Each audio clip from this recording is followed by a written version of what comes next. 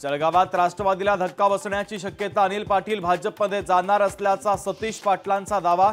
सतीश पाटलांच्या दाव्याला फडणवीसांकडून दुजोरा। मराठा समाजाला त्रास देऊ नका, लोकसभेत नाव न घेता पाडला आता 288 जागांवर नाव घेऊन पाडणार, जरांगेंचा सरकारला पुन्हा इशारा।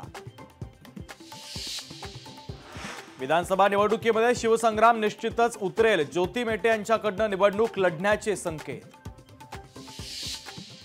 वटसावित्रीच्या पूजेला ड्रेस घातलेल्या महिलांनी जाऊ नये, आपल्याला मिळालेलं स्वातंत्र्य दळभद्री, स्वातंत्र्यावरून संभाजी भिडेंचं वादग्रस्त वक्तव्य। सुजाता सौनिक महाराष्ट्राच्या नव्या मुख्य सचिव, सुजाता सौनिक या महाराष्ट्राच्या पहिल्या महिला मुख्य सचिव। राज्यातील 154 पोलीस निरीक्षकांच्या बदल्या अप्पर पोलीस महासंचालक संजय सिंगल यांच्या आदेशानुसार झाल्या बदल्या। टीम इंडियाला मिळणार 125 कोटींचं बक्षीस, T20 विश्वचषक जिंकल्याबद्दल जय शहांची मोठी घोषणा। धर्मवीर 2 सिनेमाचं पोस्टर रिलीज, धर्मवीर 2 चित्रपट लवकरच प्रेक्षकांच्या भेटीला येणार। उपेंद्र द्विवेदी नवे लष्कर प्रमुख, उपेंद्र द्विवेदी यांनी स्वीकारला पदभार।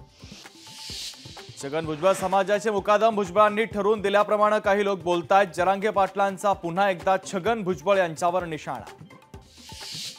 वंचितकडून जाहीरनाम्यासाठी समितीची स्थापना, जाहीरनाम्याच्या समितीमध्ये 5 सदस्यांचा समावेश। पुणे पोलिसांची संभाजी भिडेंना नोटीस, पालखीला मानवंदना देताना काळजी घेण्याचे आदेश, तेढ निर्माण करणारी भाषणं टाळण्याच्या सूचना।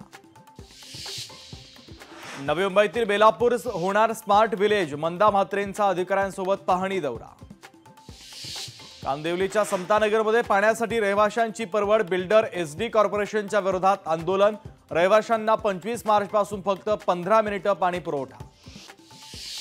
मुंबई ते गोवा महामार्गावर उद्यान विद्यालयाच्या विद्यार्थ्यांकडून वृक्ष लागवड, जनजागृती करण्यासाठी वृक्षदिंडी आणि पथनाट्य करणार सादर।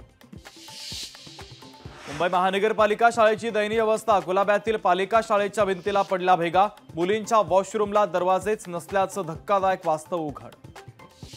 मुंबईतील मरीन ड्राईव्ह समुद्र किनाऱ्यावर उंचच उंच लाटा, सुट्टीचा दिवस असल्यानं समुद्र किनाऱ्यावर पर्यटकांचा उत्साह। पालघरमध्ये जोरदार पावसाची हजेरी, जोरदार पावसामुळे दाभोसा धबधबा प्रवाहित, तर धबधबा पाहण्यासाठी पर्यटकांची गर्दी।